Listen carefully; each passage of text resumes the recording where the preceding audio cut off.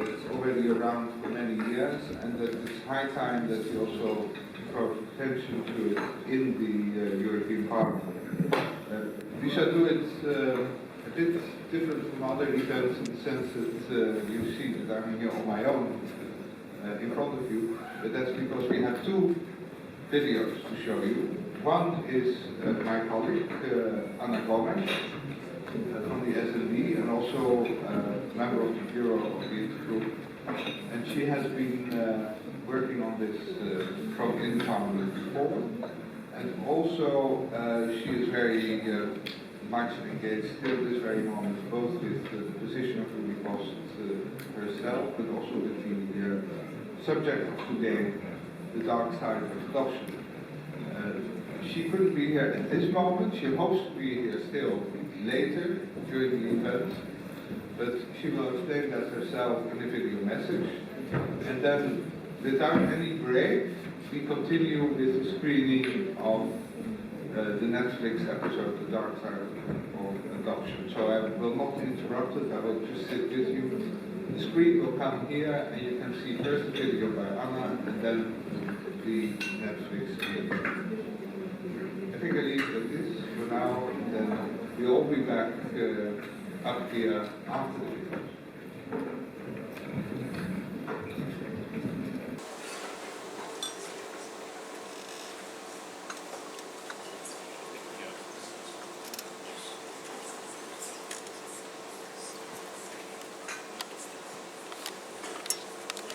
Dennis de Jong, the showing of the documentary The Dark Side of Adoption, and the discussion that will follow, in which we will look at the case of whistleblower Roelie Post. I must apologize that I'm not with you, although I'll be fully briefed on what will be the discussion, because in the meantime I was appointed to lead the delegation to the observation of the elections in Madagascar, and in view of this assignment I was not able to be today here with you. But I think that this discussion is very much needed, and as I said, I'm really pleased to be able to have co-hosted it with Dennis de Jong. I must tell you how I came across Roelie Post. When I joined the European Parliament in 2004, we were in the late stages of the negotiations for the accession of Romania and Bulgaria to the EU. And suddenly I found out that there was a lot of lobbying, pro and against. And a good friend of mine, Portuguese jurist Catarina da Albuquerque, who I met in the plane, told me, get involved in this about Romania because it's quite unfair what is happening. There's this lobby in favor of the international adoptions of the children from Romania that is actively lobbying to punish Romania because at the behest of following the recommendation of the European Parliament and of the European Commission, Romania introduced a moratoria on the export of children under this international adoption procedure. And rightly so, because they decided that the situation inherited from the Ceausescu dictatorship was terrible.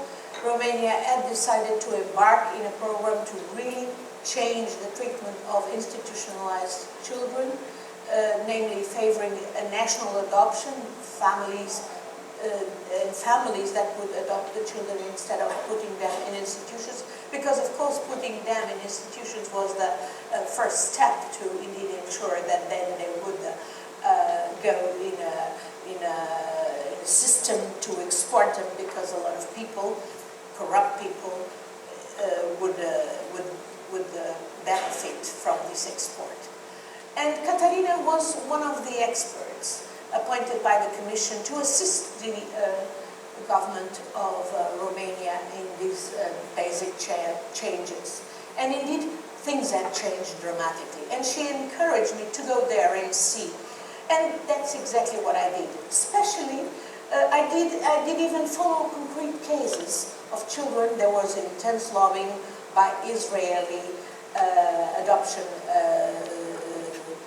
entities, but as well by the Israeli government, by Italian, by French, by Spanish entities with government backing, by the US. There was even a congressman who came to see me with a rich American woman who said she had been waiting for a certain child and then that the child was in terrible condition. So I actually decided to go to Romania, follow all the way through that, the family that was hosting that child, and found out that the child was in very good health, in very good hands, in the hands of a family that loved the child. And of course it made no sense that that child, which was at that time 5 years old, would be shipped abroad, even to a wealthy, rich families. And my friend Katarina told me that indeed there were tremendous risks with this international adoption system. Some families might be well-intentioned.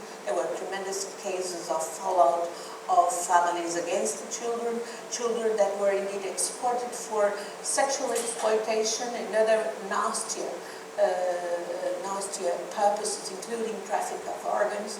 And of course we could not allow this to go on in the EU, and of course definitely Romania had taken the steps to correct that.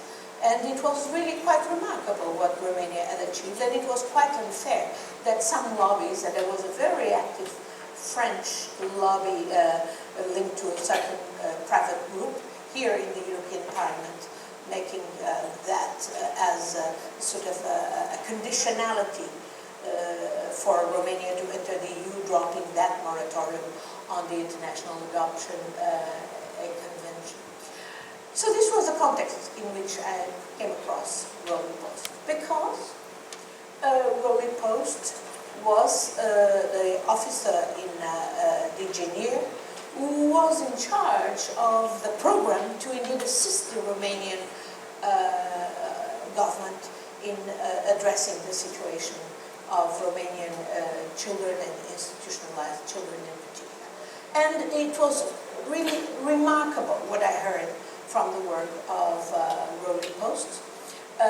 She had been, I think, appointed by then Commissioner Verheugen, who had been the one steering this program, through my colleague Baroness Nicholson, who was the European Parliament's rapporteur, who had indeed uncovered the terrible situation of institutionalized children in Romania. I learned how the Commission had worked marvelously, namely with the assistance of experts such as my friend Katarina. I contact with the amazing women. I remember Gabriela Corman and Mariela Neagu from the Romanian ministry, who have been really the steering person changing the system in Romania. And it was totally unfair indeed to make Romania pay for an exemplary progress in areas where many other countries, including mine, were not had not nearly achieved what Romania had achieved in so short time, with the help of the Commission. And Roelie Post was absolutely essential in that process. So it came to me as very alarming that she suddenly felt threatened, and even from people from outside the Commission. I'm not in doubt of her claims that she felt threatened, and that she felt that she could not even go on working in the Commission because of these threats. Because I myself experienced tremendous intimidation, abuse by these same lobbies who wanted the international adoption system to continue for good, but as well for bad purposes. That's why I took an interest in the case of Roelie Post. I am absolutely persuaded she's a whistleblower. That's why I supported that the Commission would re-examine her complaints. I'm sorry that the Commission, for a number of years, namely the Barroso years, couldn't care less. I'm sorry that these lobbies seem to be quite entrenched in some areas, even inside the Commission, not to mention some member states. And to the point that in 2017 I really had to submit her case to the Ombudswoman of the European Union. And I must say I have respect and admiration for Ms. Emily O'Reilly for what she has done in this position, in many other cases, but I do not agree with the conclusion that she reached. I think it is a conclusion that is too based on an administrative process, while indeed what we're talking here is about a whistleblower that has been harassed, that has been intimidated, that would require another kind of investigation, in my opinion. And that's why I'm so happy that Dennis de Jong and I are joining in our efforts to demand to the present Commission to act differently, to reconsider the whole case, to acknowledge that Roelie Post did a fantastic work for the European Union, for Romania, for Romanian children in particular, and that she deserves all the support and not the harassment that is adding to those external forces that have been really after her. She deserves all our support, and I trust that this session here today will be a very important step towards the recognition as a whistleblower that Roelie Post deserves. Thank you, Roelie.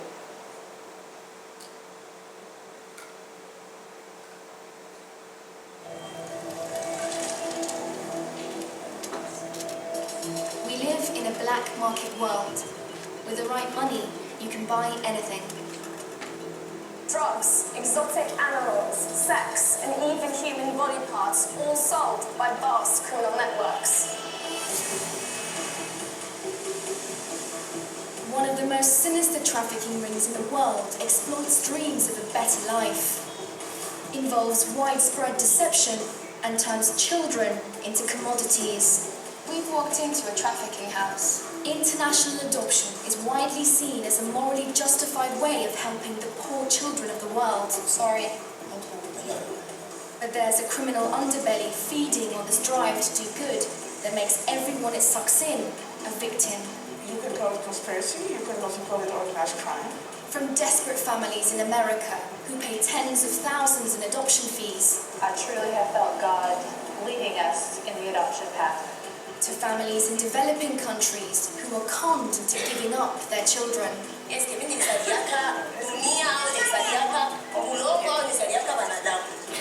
I'm Nelufar Hedayat. I'm investigating the intersection between international adoption and child trafficking, where genuine acts of kindness are corrupted by fraud, theft, and deceit. This is legit trafficking of children.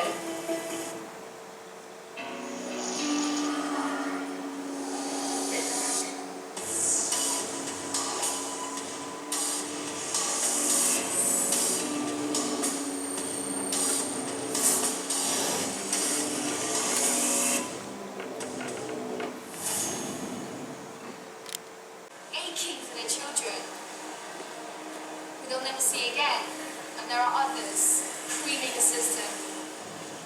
This is trafficking in Congo right now.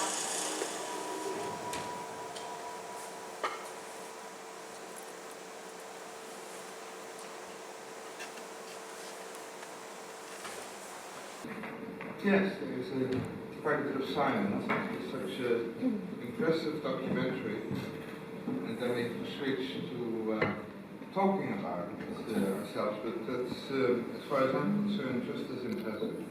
And next to me is Roelie Post, who is also in this documentary, and it's actually quite special that she can be here, because as a whistleblower and also faced with all the intimidation and strange things that happened to you in these past years, you take to a certain extent a risk of coming to Brussels And I think that the main reason why you said yes to our invitation was that you said, well, at least the European Parliament will be a safe place. I think that's a compliment to the European Parliament, and that's what we try to be, close to you. We also have in our panel Arun, who is the executive director of the NGO Act Against Child Trafficking, and is doing literally a lot of work, or has been doing a lot of work, and is still active on the against the practices that you've seen in the documentary. And also we have Martinez-Mora, who is the principal legal officer in charge of the Hague Convention on Intercountry Adoption. Very happy with you. And I think together we can have a good discussion, but also I think we have quite a bit of expertise in the room. So we leave time for discussion, and please feel free to contribute to the discussion. We all have to learn, and the best thing to do that is to have time left for discussion. We have till 6:30, and then there will be another movie screening here from a colleague of mine of the group, so we have to be out by then. But I think we have plenty of time for both the contributions by the panel members and the discussion. And of course, we start with you. Thank you very much for being here. Yes, so first of all, thank you very much for inviting me. After Anna's impressive and then also impressive introduction, I almost felt like cutting my speech to half. But I do think that it's good to read it out all because it has been a very good goal. So yes, I think the members of this Intergroup for Integrity, Transparency, Corruption and Organized Crime for this opportunity to put the record straight, because this is how I see it. I get finally the opportunity to give my side of the story. As a European Commission civil servant, since 1983, I have been proud to serve the public interest and to work on the European project in which I strongly believed. When I became, in 1999, responsible for the Romanian children file, my task, in particular, was to monitor the rights of the child and to ensure Romanians' compliance with European law. The European Commission, after all, is what we call the guardian of the treaty. The UN Convention on the Rights of the Child was considered inseparable from the attainment of the objective of the treaty. So that was the legal basis for the work I had to do in Romania. I would like to explain a few things about the traffickers, the movie we just saw. What we saw was child trafficking in the form of misleading parents, money involved, political pressure to get children out who were blocked by their government for reasons of suspicion of the adoptions, and we saw children being moved from orphanage, I say orphanage because they are no orphans, from orphanage to orphanage in which the trail got lost, the paper trail, who are children. The name of the agency, the Italian agency, was not mentioned because the documentary makers, TV producers, were threatened, and I myself too, with legal action by that agency. Therefore, their name is not there. Let me name them. They are Amici dei Bambini, friends of children. They have received over the past a lot of EU funding, an estimate, I would say, somewhere between 8 and 10 million euro for the traffickers.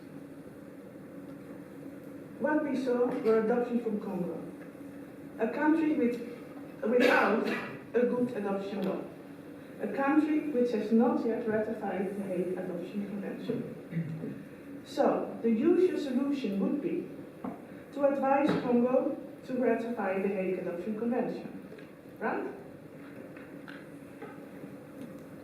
This EU civil servant, I was tasked to assist Romania to reform its child protection system in accordance with the usual practice in the old EU member states, such as France, Belgium, Germany, Italy, the Netherlands.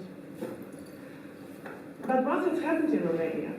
Romania, in fact, in 1997, had adopted a new adoption law, because it was one of the first countries that had ratified the Hague Adoption Convention.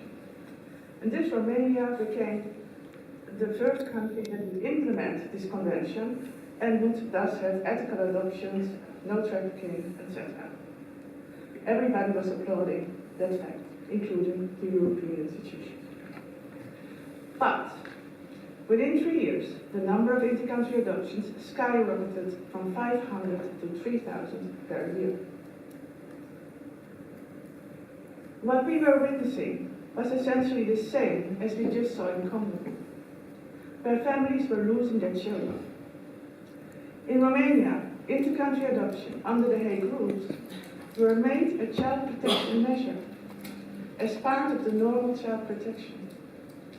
Thus, adoption agencies and child protection became partners. A market in children was created. The EU, and with this EU, the European Union, I mean the European Commission, the European Parliament, and the Council, were at that time in agreement that this situation was unacceptable.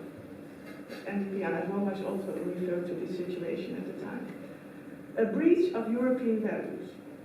Romania was told to stop this practice as condition for becoming part of the European family. A European family that does not export its children. Bit by bit, it became clear, because this was the first time ever, the Hague Convention. Bit by bit, it became clear that the Hague Convention and the UN Convention for the Rights of the Child, in short UNCRC, were at odds. They were not the same. The UNCRC defines intercountry adoption as an exceptional measure that may only be allowed if in country there is absolutely no way at all to raise a child, and this includes foster care, residential care, a grandmother, the neighbors, any manner to raise a child. The Hague Adoption Convention, however, sees it differently. They see the right to a family. This is a right which under the UNCRC does not exist, because children have a family, and you can never have a right to another person. You don't have a right to a husband, you don't have a right to a child, you don't have a right to a family.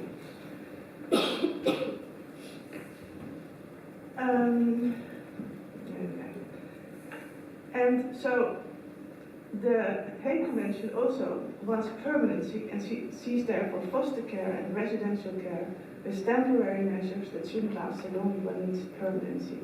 And this sounds good, and it sounds nice, but if you combine this with, because permanency is adoption, and if you combine that with agencies and with money and the rest, then you can see where the story goes. Also, I must say that UNCRC puts a very strong emphasis on the importance of the continuity of culture, language, religion, etc. So if you decide on the care of a child as authorities, because the child needs care, you have to see who is it, what to continue. So basically, if you do all that, you do not send children to the other side of the world in a normal situation. It is not an exceptional need for that. Anyway, the EU's strong message to Romania to stop adoptions came as a truly shockwave through the adoption community.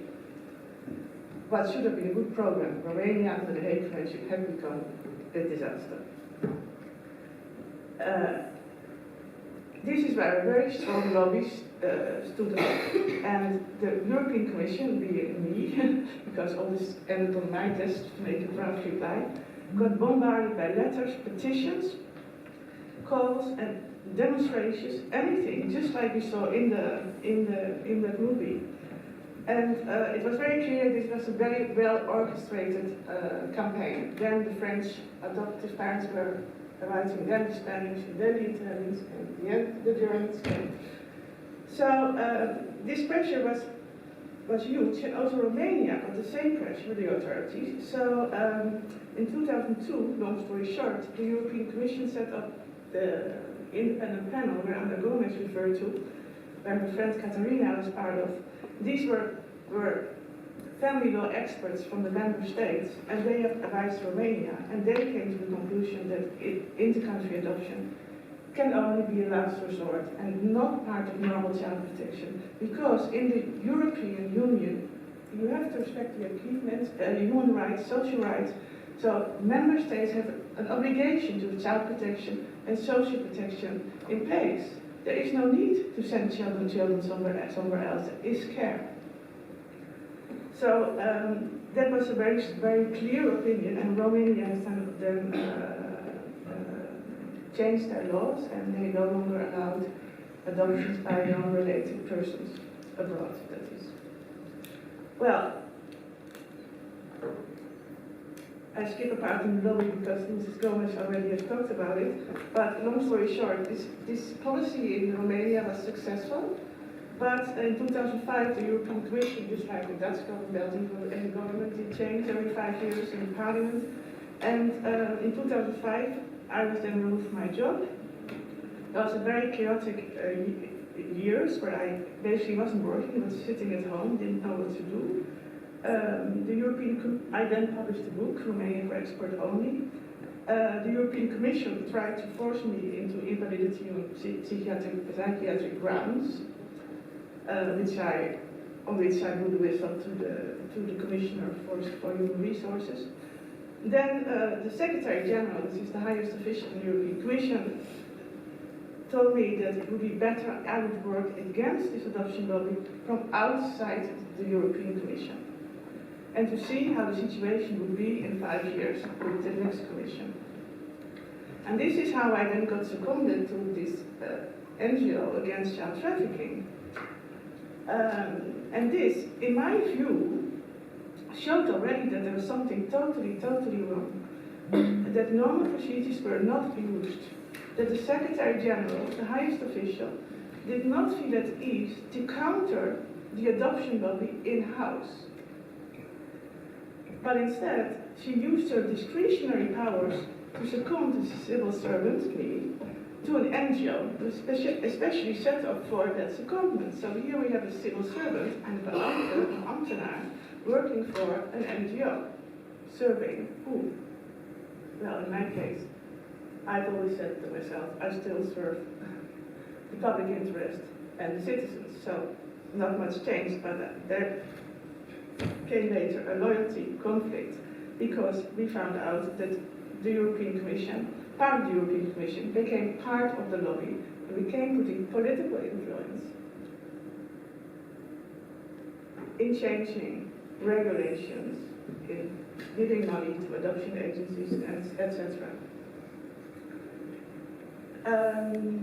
I'm going to skip a bit because I would like to summarize then. So this secondment was a temporary solution. We really uncovered lots of trafficking, which was very shocking, that we saw in country after country after country, again the same thing. Whether or not they had ratified the Hague Convention, it went wrong in the same manner, but you had to dig a little bit deeper to see it.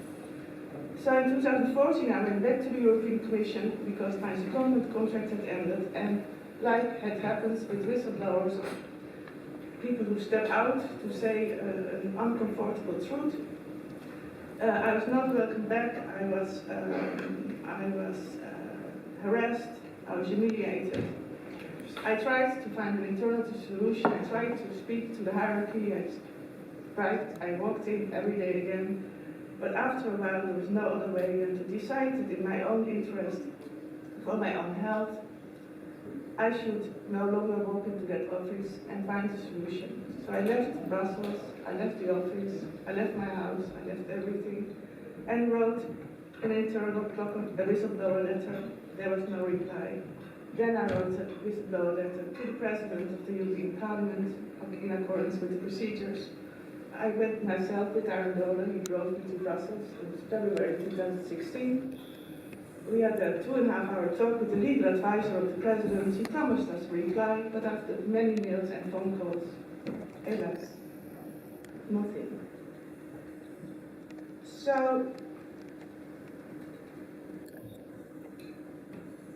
now I'm here, and to blow the whistle again, about what is going on. Is this crime? I've called it organized crime. Why do I think it is organized crime? Because we have two conventions who are in conflict with each other, and that in normal international rules cannot be.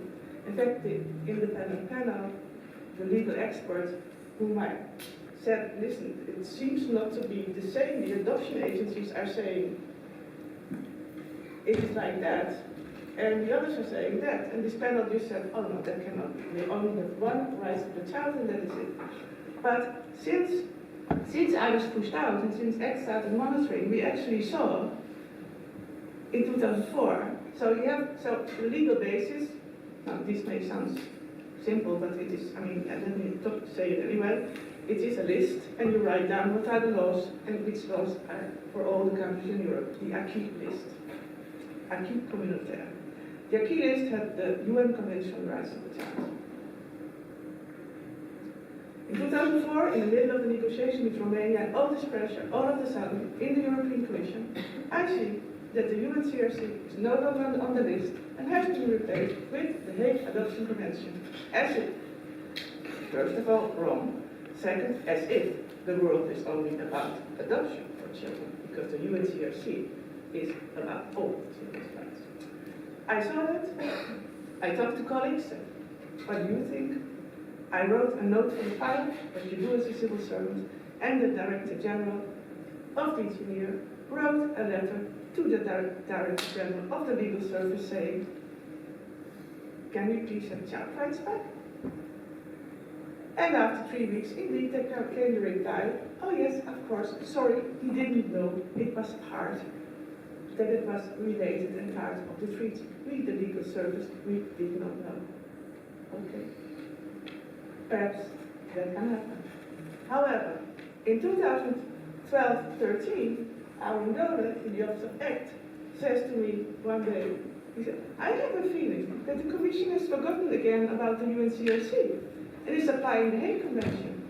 I said, that cannot be. Once is okay, not twice. So I wrote to the Commission, and after a lot of waiting time, delay and denial and whatever, Arun, the director, wrote a letter to the Director General of Legal Justice, who replied, yes, sorry, yes, we have put back the UNCRC, and the Hague Convention we have again taken up. This cannot be. If you don't know what your laws are, you don't know who you say as a civil servant. So this is the point about which I very much would like to blow the whistle. I have blown the whistle since 10 years. There seems to be no end.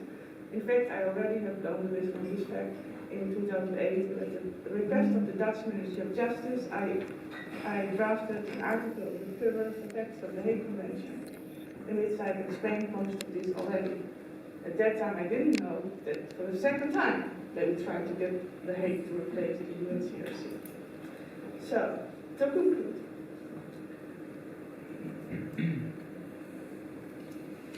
this article, the perverse effect of the Hague Convention, and the 10 years of work its Act has done in uncovering the scandals, which showed that there was a systemic problem. These are no incidents. It's built in the system. You can never, ever get it right.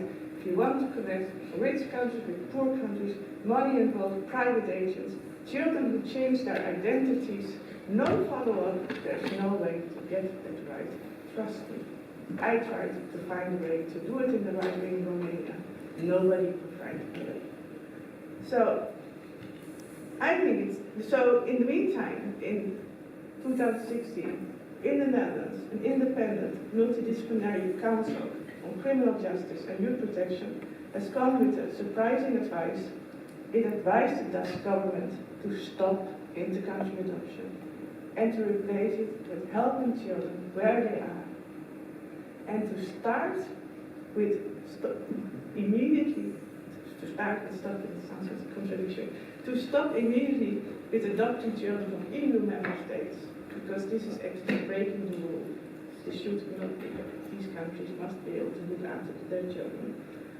So, I would say that as of now, if something would change, then we should all face the reality, what is in the reality happening, and not the fairy tale stories we hear.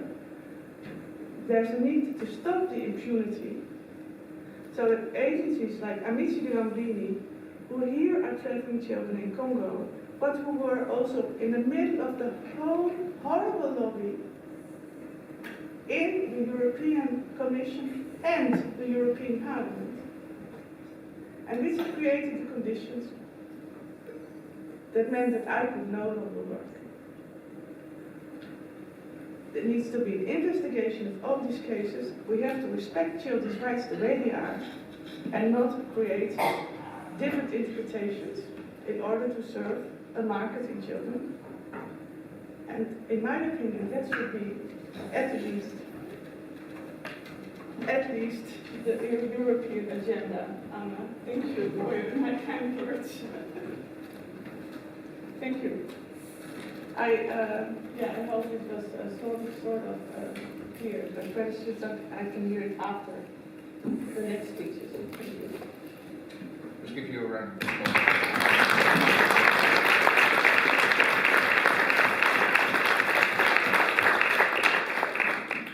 There are two layers to this meeting. On the one hand, I think that that's for you as well, remarkably, but it's the most important message that you always give me, that we should get this on the agenda, this linkage between intercountry adoption and organised crime and child trafficking.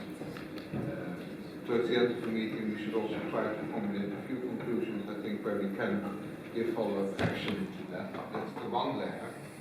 And the other layer is that since I got to know you, and especially over summer when we had time to really discuss your own situation, it's amazing how many risks you took, how no self-interest at all, just to fight this case and to be continuing the fight against child trafficking related to in the country adoption.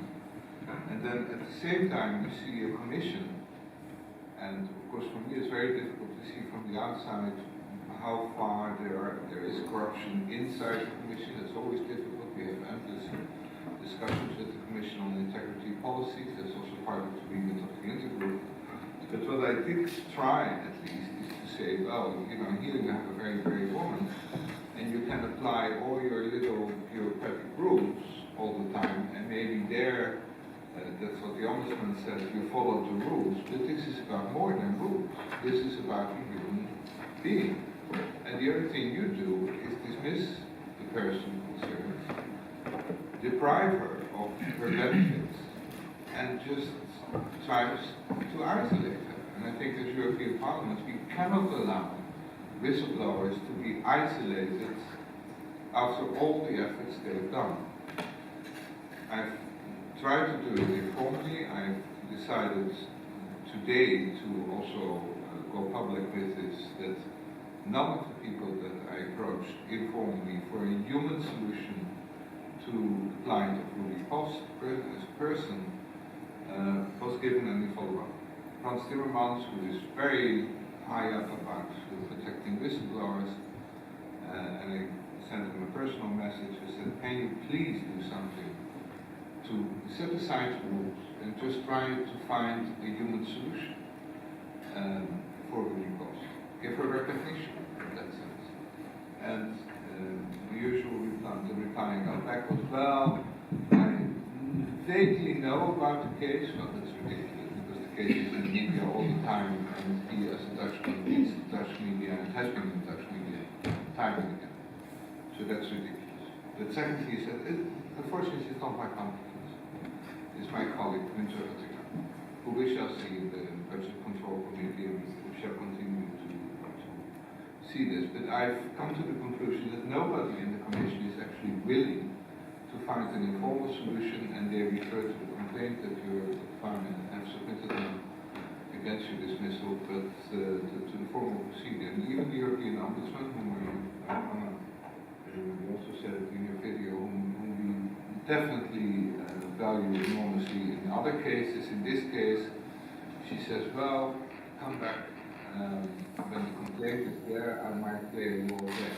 That's all she does. But so far, she couldn't do everything. The chair of the Budget Control Committee is normally very active when it comes to integrity policies. Said, well, I don't think I want to bear my hands here. And it goes on and on. So the experience you have in your personal life affected you enormously.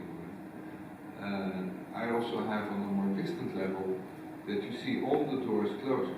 And I think it's unacceptable here in Brussels, in the EU institutions, that we deal with whistleblowers. That's what I wanted to say, and then I leave it at this and immediately go on now to Arun for a second. Thank you, Volk. Yeah, I'm really impressed that so many people came. I'd like to add to what we actually just have seen in the documentary to the traffickers, that the children who came out also came out on pressure of the High Representative of the EU. So there was a meeting between UNICEF and the High Representative and the ambassadors of the member states. And that pressure actually released those children to Italy. So this is the absolute highest level. Now let's go back to the lowest level, to the individual person.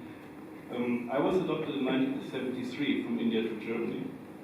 My personal history, and very short, is very similar to what we just saw in the documentary The Traffickers. Today, in these rooms, there are more adult adoptees, some of whom have set up organizations to assist victims of these child trafficking practices. We have representatives here from the United Adoptees International, Plan Angel for Colombia, Mein Roots, Indonesia, Shapla, Bangladesh, Chilean adoptees worldwide, among others. I'd like to note that actually many of these adoptees were mediated and trafficked by agencies who are till date licensed. The fact that this transnational crime persists, is covered up, is not acknowledged, leads to the fact there's no financial support for the organizations who help the victims. Instead, those who traffic children, or still do, receive public funding. I'd like to note, in particular, the International Social Service, which has been the architect of the system, and not, for example, in the Netherlands, received funding from the government to help adoptees with searches. This is a ridiculous conflict of interest, and it's needless to say that there's also no compensation for the damage done to us. I got to know Mrs. Post in 2007, long after I started to dig into my own adoption story, during which I figured out that not only my adoption, but also many other adoptions were actually child trafficking. I also discovered that children were still being brutally kidnapped and sold for legal intercountry adoption. In 2006, I started cooperating with international media on such cases, and one documentary after documentary followed, exposing this legalized trade in children. Denmark, Netherlands, Germany. In 2016, I was contacted by the production team working on the series The Traffickers, of which what we just saw, The Dark Side of Adoption, was the result. In each of these documentaries, months, weeks of pre-investigation go, and yeah, lots of my work goes into that. Hardly ever mentioned. I always believed that when one explains the authorities here in the West what is really going on in the sending countries, then it would stop. It would be addressed. Sure, huh? No, not so. So when I met Mrs. Post in 2007, she spelled out the forces and powers in place and how the issue had been politicized. She explained to me the difference between the Hague Adoption Convention and the UNCLC. Sorry, Roelie, it took 3 months. I was so brainwashed, I couldn't understand it. So sorry, I mean, really, it took me really 3 months. But then, since then, it's clear to me. And the world divides also for me. One part, UNCLC, and the other part, pro-Hague. Adoptive parents. I mean, adoptive parents have set up adoption agencies. That's how we got adopted 40 years, 30 years ago. These adoption agencies united worldwide and lobbied, sometimes together with outright criminal elements, for a legalized market in children. There was always a lot of money involved from the beginning. These agencies were also the forces behind the creation of the Hague Adoption Convention. Während Kinder, the Europe agencies, ISS, Terrorism, Joint Council on International Children's Services hold. Amici de Bambini, the agency which does traffic those children from Congo, for example, is also a founding member of Europe. The Chile adoptees who are here now have been also trafficked by a Euroadopt member, the Adoptionsstelle. So Euroadopt is a trade association of European adoption agencies. I think we can agree on that. The Hague Adoption Convention has been created to provide a platform for this organized transnational crime. Without the Hague Convention, this would have stopped after 1989, late. We took it upon us to act. Meaning, we reported to the law enforcement agencies. We also gave parents in the sending countries legal aid. Unfortunately, we couldn't do that with the family in the Congo due to lack of resources, but we did so in other countries. We did file criminal complaints in the Netherlands, in India, and Ethiopia. In India, we also went to court against the police, so in order to force the police to investigate. Some of the cases are still pending. We have made numerous complaints to Olaf, the European Anti-Fraud Office, about corruption within the EU institutions, all of which were essentially ignored. We have brought to the notice of Olaf that the system which enables adoption agencies to trade in children is more than just amici de bambini. Basically, every adoption agency functions in the same way. Also, EU funding is being illegitimately used to promote Hague-compliant child protection systems within or outside the EU.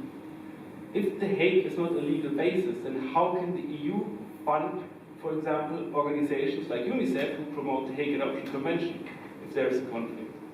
We cannot fund an organization in the extreme measure, and if I put it into the extreme, who actually, promotes the death penalty, which would be totally against fundamental EU values.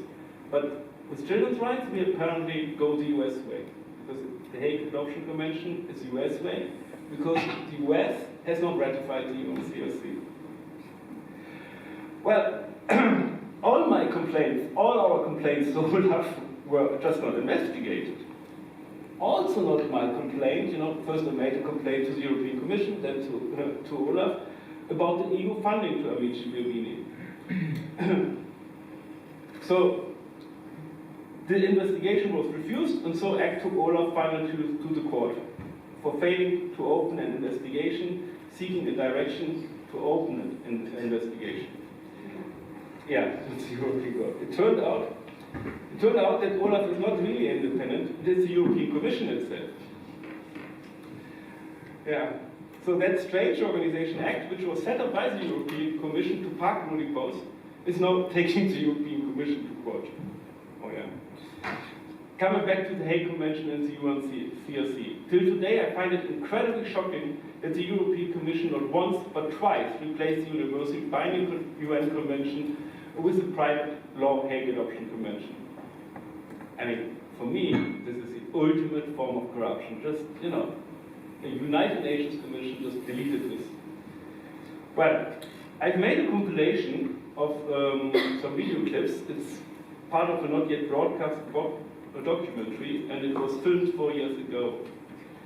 Let's keep in mind that Roelie is and was, in the words of one of her former bosses, Simon Mordew, in 2005, the font of all knowledge and wisdom, and decisive in allowing the Commission to finally get a grip on what was going on regarding Romania.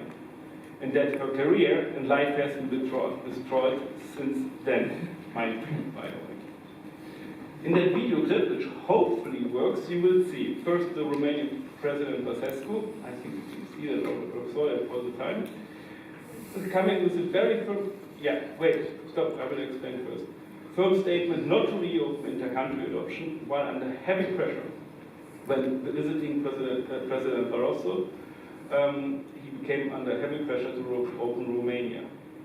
And then Roelie again explaining the secondment, because I think nobody really understands that the European Commission, I say it now bluntly, in a way was very deeply involved in setting up the NGO I'm director for Against Child Trafficking.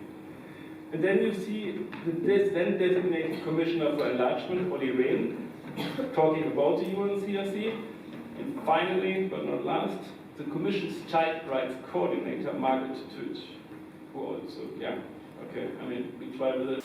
Quantum law in Brussels or anywhere else, but Romania will not change its law on adoptions, at least as long as I'm president of Romania.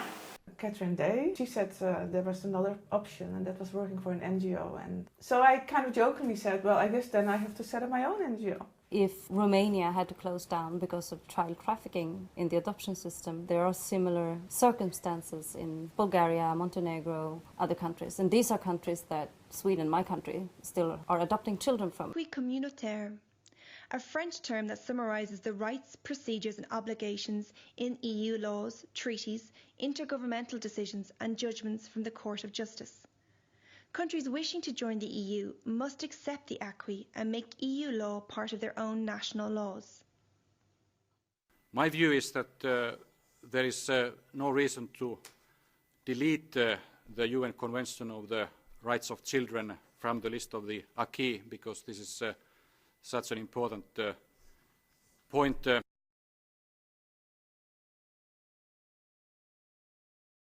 UNCRC, it isn't on the acquis list? No, it isn't EU acquis. But has it never been on the acquis list? I think there are discussions about whether it was in or out. But is it on the acquis list? Has it been, or is it not? I don't know if it was in the past. I think it has been on the acquis list.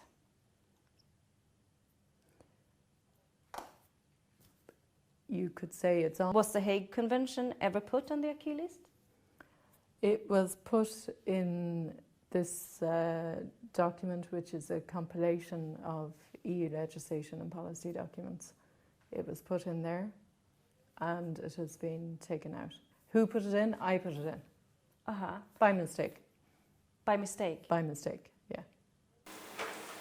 Yeah, by mistake, conventions are just replaced. And as a result of this mistake, accession countries, for example, such as Serbia, Montenegro, now the other Western Balkan countries, implement the Hague system. And one has to really think about it. There's a lot of EU funding for local care. And then the children, for example, from Montenegro and Serbia, that was what we were investigating in 2014, were exported to Sweden. And that against an adoption fee. So against, again, money. The same system has been, by the way, implemented in Bulgaria, but I have to say that Latvia now stopped. Latvia stopped exporting children this week, last week. Yeah, in Serbia already the first scandal has been a child in foster care was taken from the foster family and sent to Sweden. And this whole lobbying goes even further, so they're now breaking down laws and legislation in the old member states to make it more like the Hague Convention, more for permanency and adoption much easier. You see that in the Netherlands, you see it in Denmark, Sweden, and also in Germany. And it also includes, step by step, the possibility to terminate parental rights. And then we come back to the issue of forced adoptions like we have it in the UK or we had it earlier in other countries. And you have it, of course, in the United States. Thank you very much for listening to this, and I'm going back to India tomorrow to assist adoptees to finding back their parents and to dig out more scandals. I can only warn everybody to, because I saw that central authorities are here, to work with India, because we are currently digging out the linkages between the children's courts, the child welfare courts, and the residential care institutions, and it's just a mess, I can tell you. But it will come out. Thank you.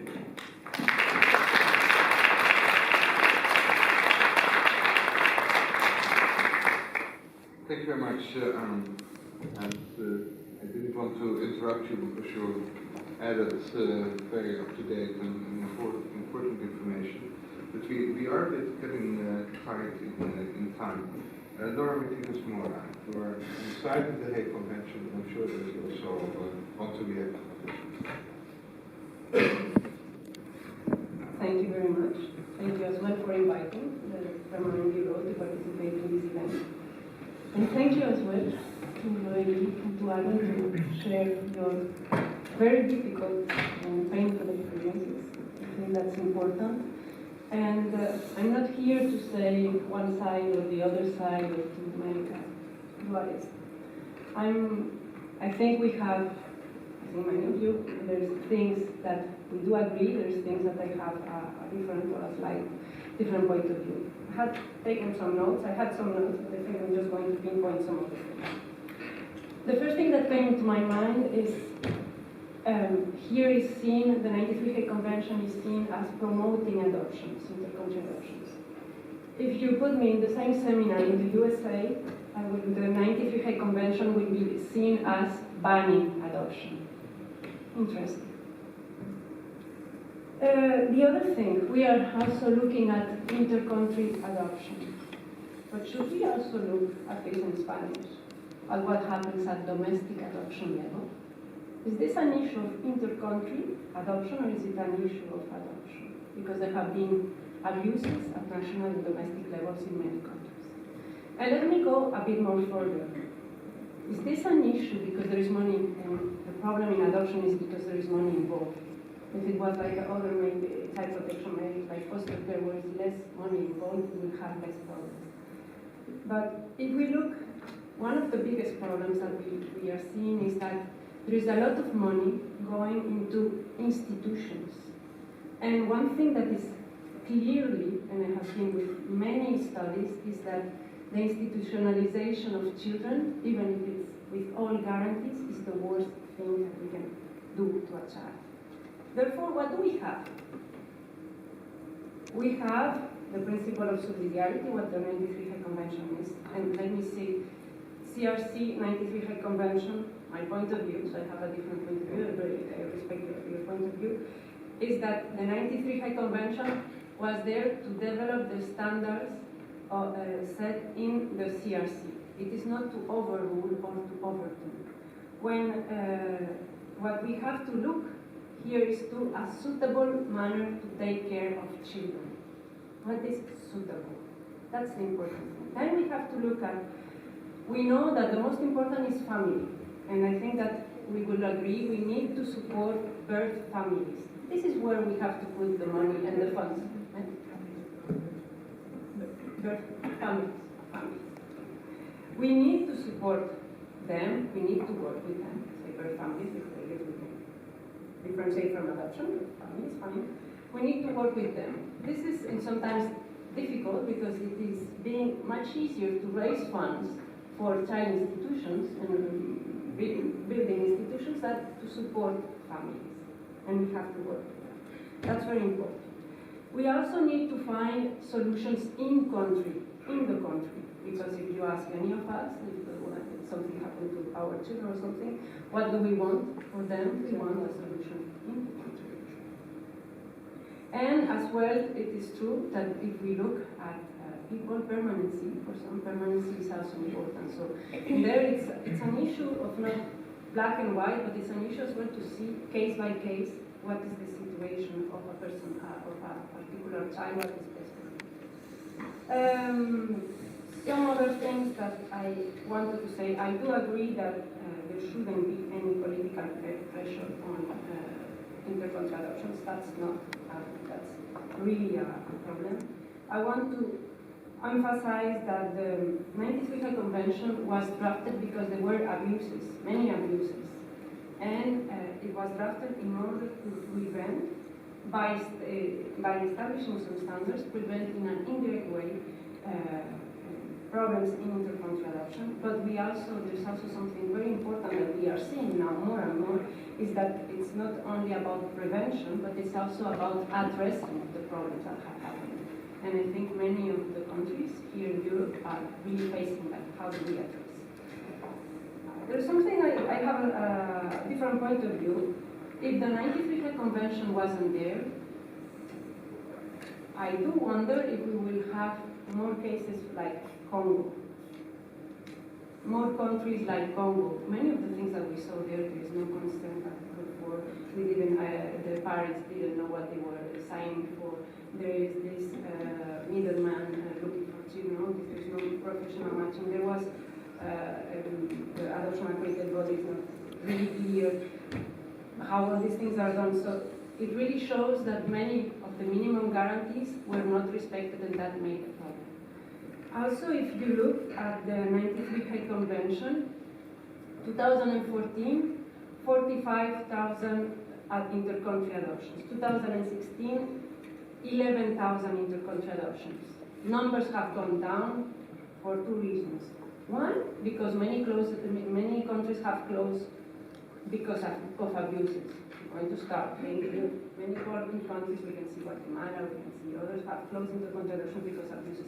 But on the other hand, the 93 Hague Convention has also helped to put this importance of the need to support families at the beginning in order that they can take care of the children. That's the idea behind. I don't think there is something else, and that's clearly as well in the convention.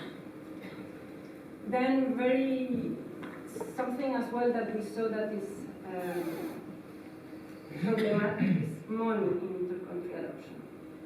First, it is called donations. That's a problem. Then it is called contributions, and it's monitored. Then it is called developmental aid and cooperation projects. Now it is called maintenance, child maintenance cost, the $5,000 US per kid. That's a problem. How old is this? And there's also what the 93 Hague Convention is going to try to do, and that's also difficult, is that we go from a system where it's all in the private sphere to go and have it in the public sphere in order to be able to monitor, investigate, authorize in a more clear way. This is sometimes is difficult because the private sphere is the one who has done all the experience in this, but we have to cut. This is a difficult cut, but we have to go.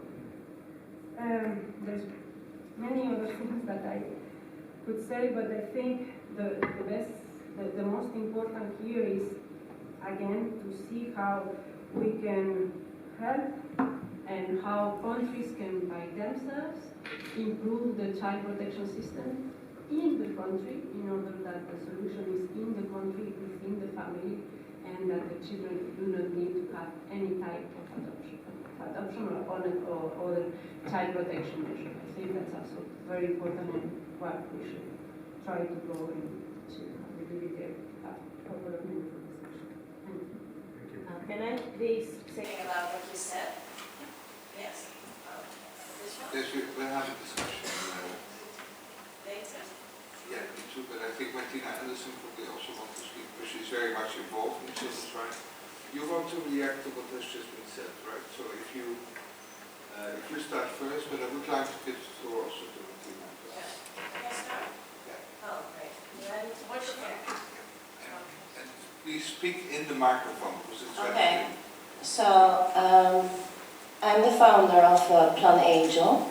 We are in contact with more than 500 families in Colombia, and 80% of them have said that they had to deal with a forced adoption. The story of Colombia 40 years ago is the same story as happened today.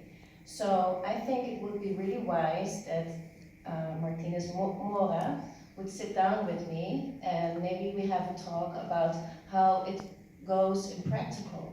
Because you can have a Hague Convention, but it's really important to see how it goes in practical. We are all here adopted, and on paper we were made orphan because of the Hague Convention. So I think it's really important that if you want to make any statements about countries and how good it goes, it would be wise that you also sit down with the organizations that do the field work, you know, in the country itself. So that's what I wanted to say.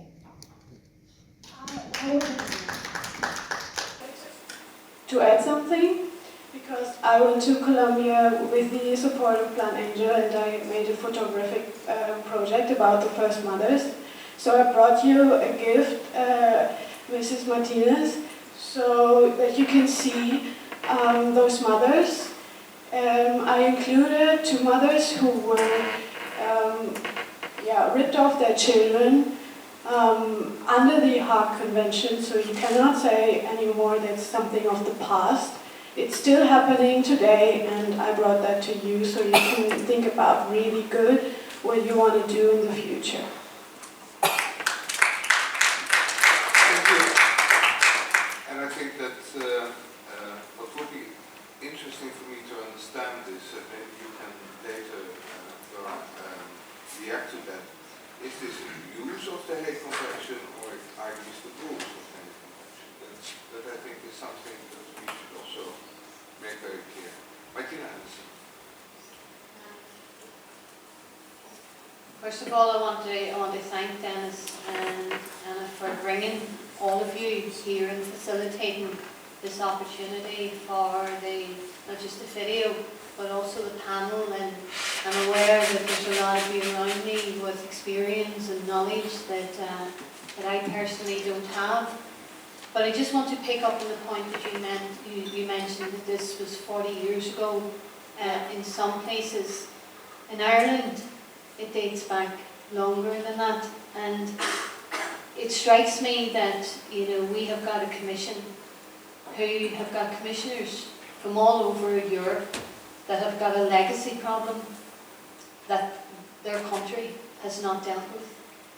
And the whole issue of trafficking children in Ireland, Linda Dillon is the Sinn Féin spokesperson on victims in the north of Ireland, and we both met with a couple of men who had been adopted recently in storm-out buildings, and they started to recount the stories to what happened to them in their journey, and multiple birth certificates and the denial of their documents. And some harrowing stories. In Ireland, for instance, there are 35,000 inmates in mother and baby homes who were unmarried mothers, whose children were effectively stolen from them, taken from them. Some of them who died were buried in cesspits in places like Toom. Parents who tried to find, mothers who tried to find their children were told that they had taken their lives. Some of them had been sent to America and Australia. And we're dealing with a problem, a legacy problem that Europe hasn't dealt with its own history. And I think that's part of the cover-up, the collusion that is taking place in not confronting the problem. I want to thank you for bringing us this film and the panelists, and your strength of your conviction as a whistleblower and as someone who has been adopted. You have certainly brought to me information that I apologise that I hadn't been as aware of, the problem with the Hague Convention, and it needs to be recognised for how it has been described here tonight and the difficulties that there are with it. But we also need to know that within our member states, like the mother and baby homes were run by nuns and priests and the clergy. Now, this is not just the issue of the clergy in Ireland, but the state and the separation of church and state and the role of the church and state. But the EU's responsibility to make sure that those people who need to find out the truth about what happened to them and the investigations that need to take place so that some kind of closure, if that is possible, can take place. But it's never going to take place if it's being spread in the way that we see it's happening today with trafficking and slavery of children. It's barbaric and it's wrong. And for you all to know that there are MEPs in the European Parliament, and Dennis and Anna are two doing remarkable work to try and to expose the whole issue of corruption and transparency. But maybe at some stage we might have time, because I know, Dennis, you're conscious of another film going to be shown here. But we need to look at how we can bring about initiatives that can capture all that has happened in the past and the wrongdoing and what you have been subjected to, and your parents, and all that you have gone through. And the only thing we can say, you don't want teen sympathy, I know you don't want comfort, but hopefully there's enough of us MEPs here in the European Parliament that care. Yeah, can I just respond to that as well? You know what is important is that a lot of things went wrong in the past, but there is no recognition and we are not being helped. The Dutch government don't want to spend €1 on us in order to fight our families, and that's just disgusting. Thank you both very much. I think that we bear this in mind, and I shall conclude in a few minutes, well, actually 1 minute. But Anna, you wanted to make a very short presentation. Yes.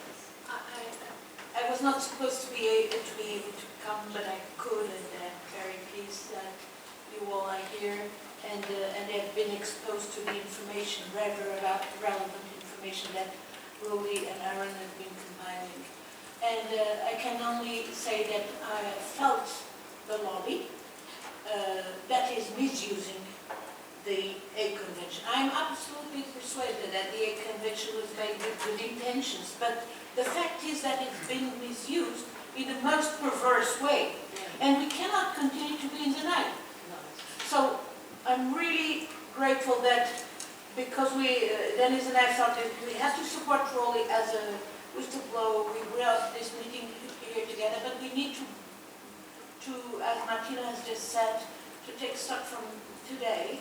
We need to really engage and support them and uncover all the victims, children, but as well the parents, and indeed make Europe and European countries be accountable.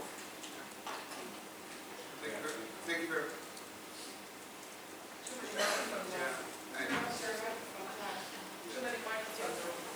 Okay, thank you very much. I would like to give everybody the floor, but we are really being kicked out, I think, by the next host. What I would like to promise you, and I look at Anna. Anna, can you just nod if you agree? And to Martina, can we sit together and see if we can take an initiative like a motion for a resolution on this, incorporating what you said for recommendations by Roelie, and at the same time also asking once more help for the current situation. So, the offices maybe yeah. by the time to Strasbourg. So that it doesn't stay here in this event, but there will be a follow-up. Please, you know where to find us.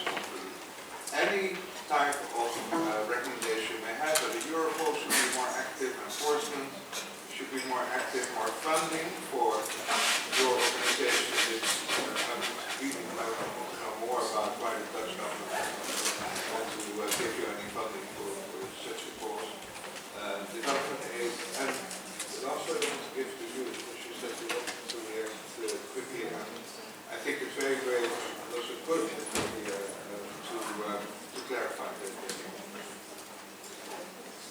Thank you very much.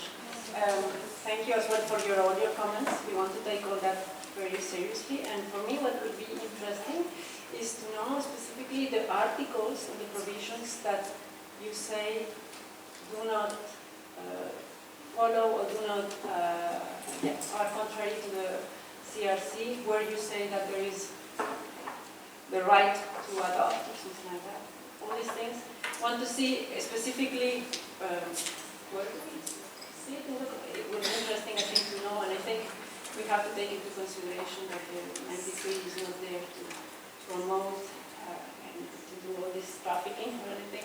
I think it's very important how countries implement it, and I think it's also very important to prevent and as well to address abuses and give a response to abuses. Thank you. Thank you very much. Roelie, of course, the very last word is for you, and I hope that you feel a bit strengthened. And this is not the last time we're talking about it in this house. Yeah, no, I feel a bit strengthened by the invitation, by the, I think the number of participants from all walks of life. I think it's more than we expected, I think, and the contributions were really good. for the Hague Convention, I think it's very good that Laurentius is here.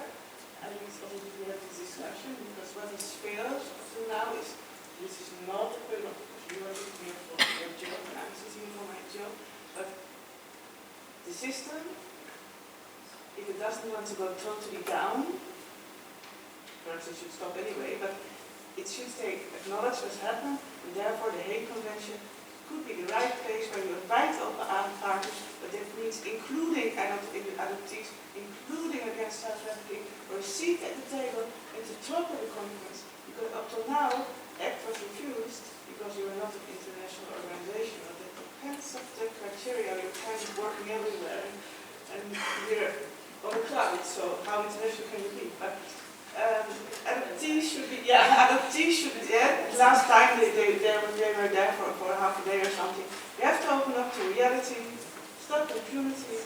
As for their articles, of course, I can say to you, there's a whole lot of academic articles about the difference between the Hague and the UNCRC.